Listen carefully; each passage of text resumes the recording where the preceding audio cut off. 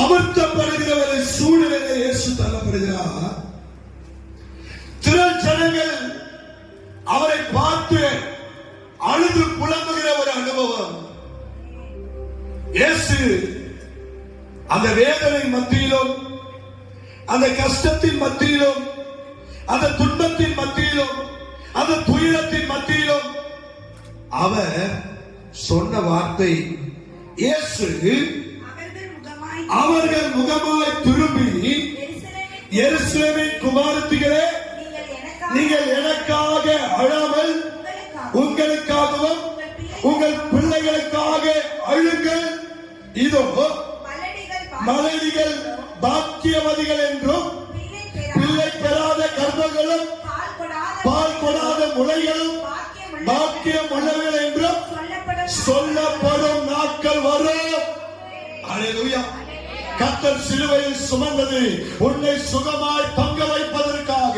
கர்த்தர் கல்வாரி சிலுவையில் அந்த பாரத்தை ஏற்றுக்கொண்டது உன்னை மீண்டுமாய் அவன் உயர்த்தி வைத்து அழகு பார்ப்பதற்காகவே. அல்லேலூயா, அல்லேலூயா.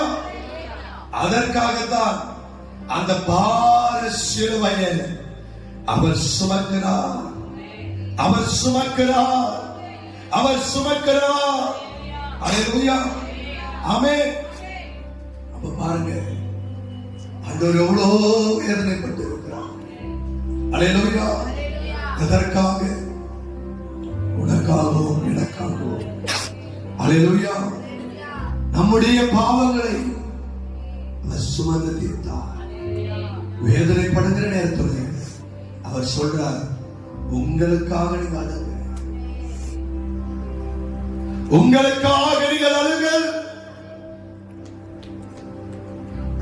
உன் சூழ்நிலை மாறும், உன் நிலைமைகள் மாறும், உன் தடுமாற்றங்கள் மாறும், உன் வாழ்க்கை